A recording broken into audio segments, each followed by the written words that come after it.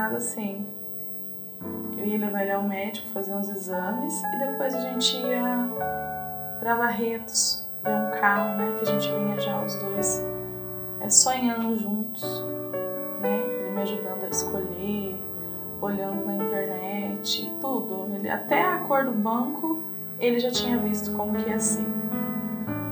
E não foi bem assim que aconteceu. Eu me lembro que eu troquei o mais novo, né? E meu pai levou ele no ponto pra pegar o ônibus pra ir pra escola. E eu fui acordar ele pra poder trocar, pra gente fazer o que tava combinado. E eu chamava, ele resmungava, e eu achando que era que ele tinha de costume, tinha preguiça de acordar. E chamei uma, chamei duas. Meu pai voltou e ele ainda não tinha acordado, e eu me arrumando. Aí eu estranhei, eu falei, pai, me ajuda a chamar ele, né, porque acho que ele tá com preguiça de levantar. Aí eu lembro que meu pai começou a chamar ele e ele também não acordou. Eu lembro que meu irmão entrou rápido e falou assim, ele não tá bem. Porque ele não vai fazer isso, ele não vai ficar brincando. E eu lembro que ele abriu o olho. O que ele tava na realidade era tentando falar comigo e não conseguia se comunicar. Eu lembro que a gente pegou e saiu correndo, colocou ele no carro, né? E fomos direto pro hospital, né? Ali da cidade. Chegando lá, eu lembro que eu adentrei pedindo socorro e que veio uma enfermeira e já foi colocando ele na maca, tudo. E ele não respondia. Ele só tinha aquela reação de resmungar. Eu e meu pai já desesperados com aquela situação, e ele não reagia. Isso a gente já ligou para outra avó e a gente foi todo mundo, né, naquele desespero. E a outra avó, eu lembro que a avó chegou e falou assim, já com o médico, tudo em volta, tudo tentando entender o que estava acontecendo, porque uma criança que tinha dormido bem e simplesmente não respondia a mais nada. A nenhum se chamava ele só resmungava. E eu lembro que a avó dele entrou e falou assim, doutor, será que não pode ser meningite? E foi onde o doutor foi fazer um exame, né? E poderia ser. Dali foi só piorando. A gente teve que sair da sala, ele teve convulsão, foi pedido para fazer transferência dele para Olímpia às pressas, e a situação foi se agravando. Eu lembro que eu saí para fora chorando muito, muito, muito, porque é uma situação desesperadora. Você traça planos para um dia normal e simplesmente aquele dia normal não é mais normal. Ele é um dia totalmente diferente, é aquele dia aterrorizante que nem mamãe quer passar. E eu me lembro que dali a gente foi transferido às pressas para Olímpia, né? Ele foi já respirando com muita dificuldade. Eu lembro que a gente chegou em Olímpia e ele foi colocado numa sala, eu não pude entrar com ele, e ele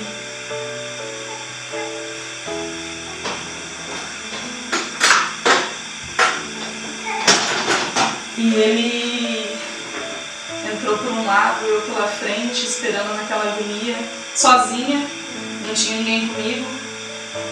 A avó estava chegando, a tia estava chegando, meu pai estava indo buscar minha mãe no trabalho, e eu chorando, pedindo para Deus para que aquilo ali fosse apenas um pesadelo. E assim que o médico atendeu ele, chamou a mãe para pedir permissão, porque a situação era muito grave, que para poder continuar atendendo ele tinha que ser entubado. Aí eu lembro que o médico me chamou e pediu autorização, né, para poder entubar. Eu falei, doutor, faz o que precisar para poder salvar meu filho. E eu pedi para que assim que pudesse ver ele, que a avó também pudesse ver, né? Porque estava em desespero, todo mundo desesperado sem entender como que uma criança dorme bem, né? Ele estava apenas com uma dor de garganta e de repente no outro dia não acorda. É meio que surreal, é como você dormir numa realidade e acordar totalmente outra. E eu me lembro que assim que entubou, chamou a gente na recepção, a avó dele já tinha chegado, a tia já tinha chegado, todo mundo desesperado. E a gente foi chegando na sala para poder ver ele e eu lembro que o médico falou assim, olha, não assusta, ele não vai te responder porque ele está entubado. Para ele não se assustar, nem eu, nem a avó, porque é uma cena chocante, né? Você chega assim, olha o seu filho e você vê que ele não te responde e ele não tem reação nenhuma e que ele tá respirando com a ajuda de aparelho, né? Eu fui para Barretos naquele dia, mas não foi da maneira que eu esperava. Eu lembro com máscara, né? Porque o risco, se fosse uma meningite mesmo, o risco de contágio. E eu lembro que durante o caminho estavam os enfermeiros lá atrás com o médico e ele teve mais uma crise convulsiva. E foi aterrorizante, porque a gente não é nada, né? A gente é muito pequeno e aquele caminho foi muito longo aquela ambulância, aquela sirene, até chegar, né, no hospital e eu tinha que chegar correndo, ir para os fundos, né, que ali no estacionamento ficava o caminhão, né, que faz essa tomografia, tinha que fazer essa tomografia com contraste nele para poder ver se era um tumor, o que era. Eu lembro que a gente chegou, foi atendido no pronto-socorro ali, né, da Santa Casa de Barretos, e dali umas enfermeiras maravilhosas, uma médica, que é a pediatra de Olímpia que atendeu ele, recomendou, falou, é minha amiga, procura ela que ela vai te dar um suporte. E ela foi mesmo muito atenciosa. E eu lembro que ali, naquela sala, ele pegou e deu uma reagida, porque ele estava sedado, então assim, não tinha reação nenhuma. E naquela sala ele começou a reagir, sabe? A ficar agitado. E eu lembro que eu fui na porta e falei, filha, a mãe tá aqui, calma que a mãe tá aqui. E aí ele apertou a minha mão, né? Quis abrir os olhos, mas só foi uma tentativa de abrir e quietou. Depois disso entrou a médica, né? Estava de plantão. Ela entrou querendo entender o caso, o que tinha acontecido com aquela criança para que de noite ou o que vinha acontecendo ao longo dos dias. E eu explicava para ela, assim como eu expliquei para os demais, né? Porque tem sempre a troca de plantão. E eu explicava para ela, ontem ele estava passeando na escola, né? Com os amiguinhos, era um passeio. E hoje eu tô aqui com ele, eu não sei te explicar. Isso passou a noite e aí você olha seu filho naquela situação, um monte de bomba, de injeção, de soro, de monitoramento e ele respirando pelo aparelho. Porque era a situação dele naquele momento, ele só respirava pelos aparelhos.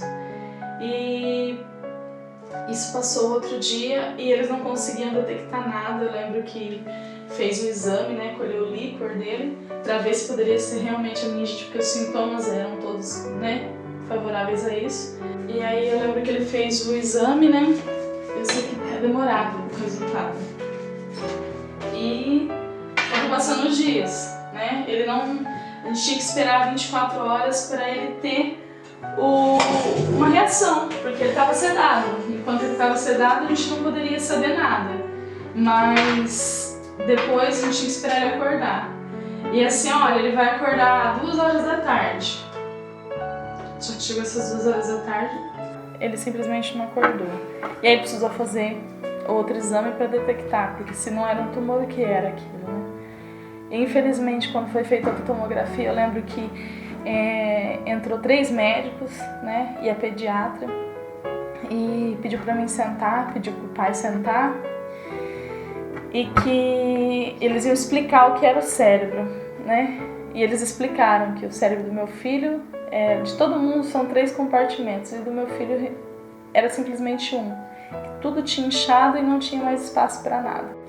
E minha fé era tremenda. E a situação ali era muito triste, né? Porque para mim entrar aonde meu filho estava, eu precisava passar por vários leitos de bebezinho, né? Sendo ali lutando. Tinha acabado de nascer e lutando para viver. E o meu ali tinha vivido seus 10 anos e também lutando para viver da maneira dele. E na esperança, a gente com a esperança e orando muito. Isso as avós desesperadas, os tios, todo mundo, a família toda, e todo mundo em oração. Eu lembro que foi uma corrente de oração muito grande, tanto na família quanto nos amigos, tanto na cidade onde eu morava, nas outras cidades vizinhas, campanhas de oração, tanto na igreja católica, evangélica, não teve barreira para nada daquilo. E a gente se uniu em fé, em oração, e foi intenso. E a gente pedindo um milagre. Eu pedi um milagre de Deus. Eu falava, Deus, eu quero meu filho, que ele seja um milagre perfeito. Só que todo dia a notícia era um pouquinho pior, porque não tinha reação, o corpo não reagia e os dias iam passando. E tem um protocolo que se abre quando a chance de morte, né, cerebral. E eu lembro que no domingo a médica falou, olha, amanhã eu tenho que abrir. E eu lembro que eu liguei e pedi, gente, vamos orar mais intensamente, porque amanhã vai abrir esse protocolo para definir se realmente ele morreu, teve a morte cerebral ou não. E infelizmente aquele dia eu passei a noite em claro. Eu tive a companhia da tia dele, né? Muito amiga minha, para mim hoje eu considero mais do que amiga, uma irmã de coração. E ela foi lá ficar comigo para passar essa situação, porque tinha minha mãe, tinha a outra avó, né? Só que era muito para elas, né? E eu pedi para ela ficar comigo ali. E quando foi realizado o exame com ele, eu lembro que eu não aguentei ficar lá dentro vendo os exames, né? E eu saí. E quando eu retornei na sala, acho que o médico achou que eu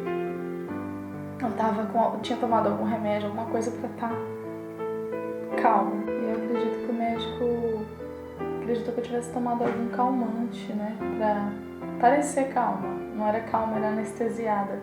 Era dias no hospital e naquela situação, para poder entrar no quarto para ver meu filho, a gente tinha que se esterilizar. Ele ficou isolado 2 dias e todos aqueles dias desgastantes, dia e noite, eu queria levar ele embora dali, queria ir embora com ele, porque ninguém quer sair, levar seu filho e não trazer de volta.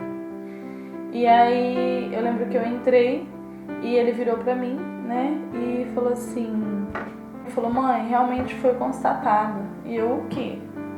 E ele pegou e falou assim, a morte cerebral do seu filho. Quer dizer, naquele momento não tinha mais jeito. Eu sei que de repente foi como se eu tivesse sido tirada da tomada, desligada. E eu sei que eu caí no chão e os enfermeiros e a Fabiana estava comigo, me socorrer, né? Mas foi um jeito que o corpo achou de lidar com aquela dor, porque não tinha tamanho, não tem como explicar aquela sensação, é a pior sensação do mundo. E ali eu acordei, né? E eu lembro de ir na cama que ele tava, né? E começar a conversar com ele. Eu lembro que eu falei pra ele assim, filho, eu achei que eu ia te ensinar tanta coisa, e eu que tô aprendendo. Com a sua parte, eu que tô aprendendo. E naquele momento, assim, eu lembro de um louvor que eu cantava muito com ele. Ainda ele brincava, ele ria, falava, nossa mãe, você só sabe dessa parte? Mas aquele louvor falava muito daquilo que eu tava vivendo naquele momento. E eu lembro que eu cantei pra ele, né, no ouvido dele. E dali foi só, eu lembro que foi liberado as visitas, porque era a despedida, né? Uma despedida que a gente não pôde ter a realidade, mas era a despedida dele, porque já não tinha mais o que se fazer. O cenário era aquele, a gente ia... A realidade já tinha mudado, nós não tínhamos mais ele ali, mesmo tendo ele ali.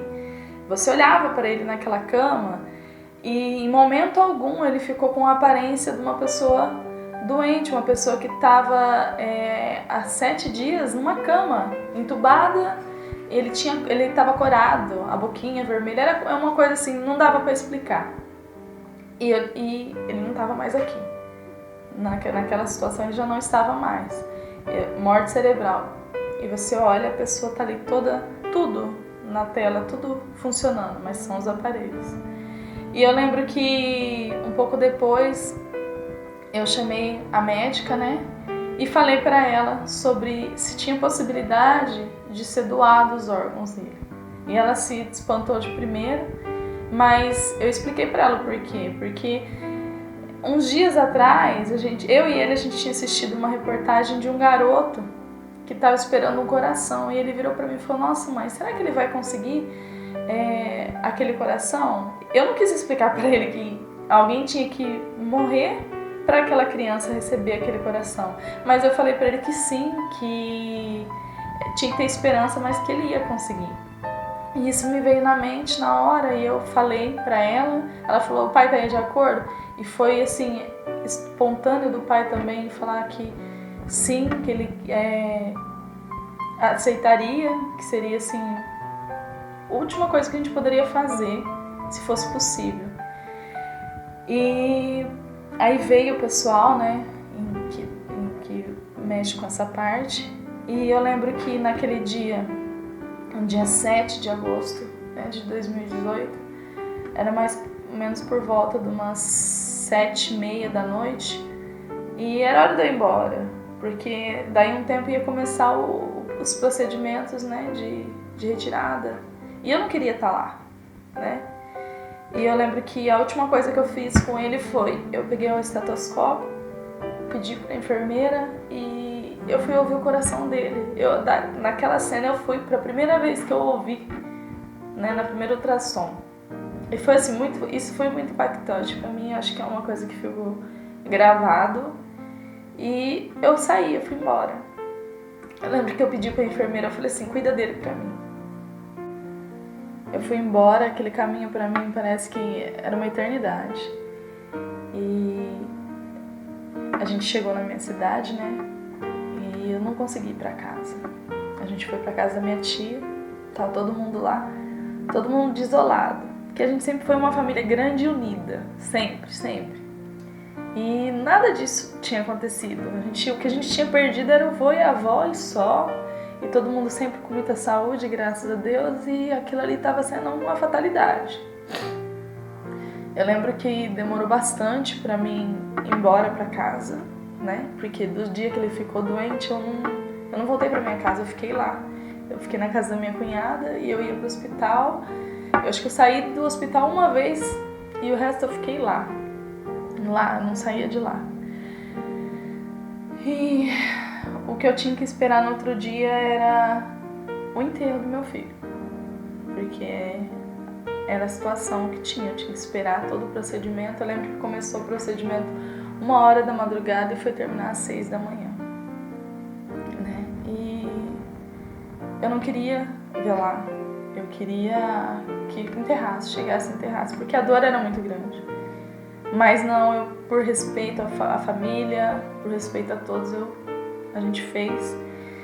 E foram 5 horas. Foram as 5 horas mais dolorosas, porque eu deixei ele respirando, eu deixei ele coradinho, eu sabia que não era ele sozinho. E quando ele chegasse ali, era outra realidade, né, que eu tinha que encarar. E foi muito duro. Eu lembro que quando ele foi chegando, eu não queria estar lá, mas eu subi antes. E eu fui pedindo para Deus. Eu sei que eu só falava assim: Jesus, Jesus, me ajuda. E foi Ele que me deu força. Foram as piores 5 horas, acredito, da minha vida. E isso foi no dia 8, né? 8 de agosto de 2018. E foi o enterro. Foi 5 e pouco da tarde e depois eu fui embora pra casa, né? Eu, meus familiares, minha mãe, meu pai. Eu lembro que um tio meu foi junto.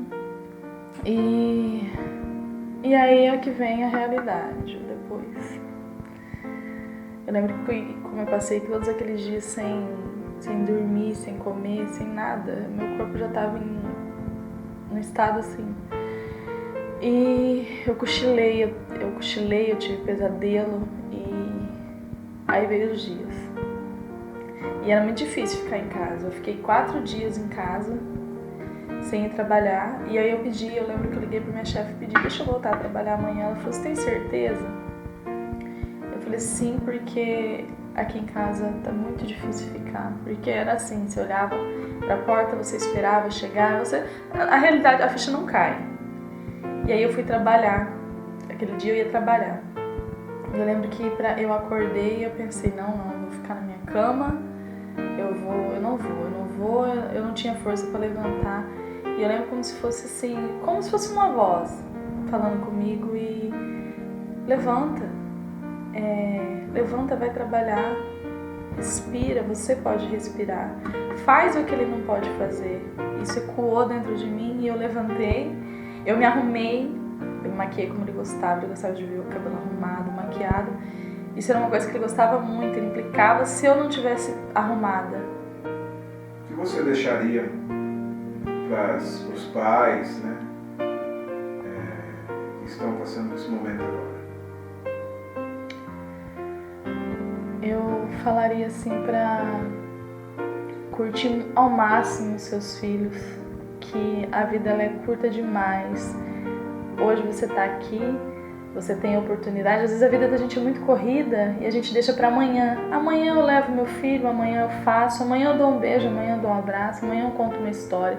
Não, faz hoje, dá o seu máximo hoje, porque talvez você não vai ter o amanhã.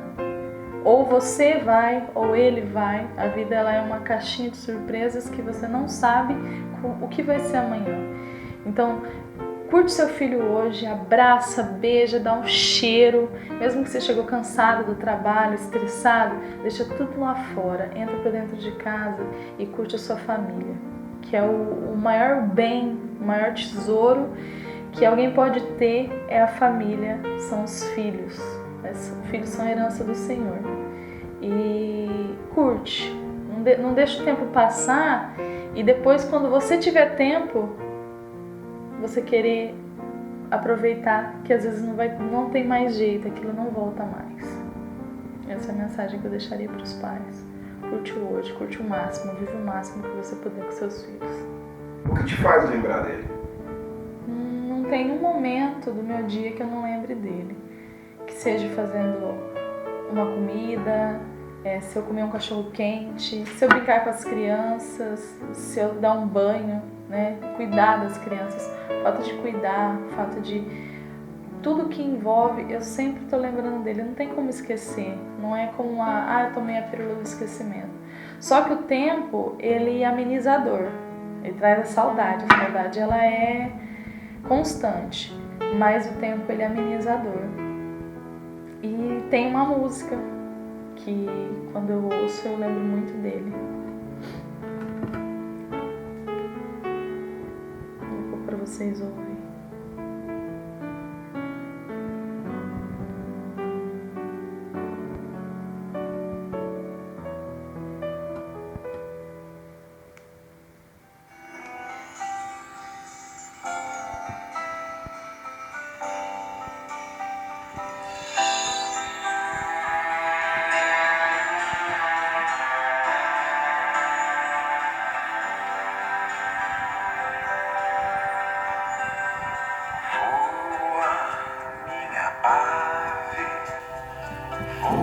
Sem parar, viaja pra longe, te encontrarei em algum lugar. Permaneço em ti, como sempre fui, mais perfeito e mais fiel. Mesmo sozinho sei que estás perto de mim, quando triste olho pro céu. Quando eu te vi, o sonho aconteceu. Quando eu te vi, meu mundo amanheceu. Mas você partiu sem mim, e sei que estás em algum jardim entre as flores.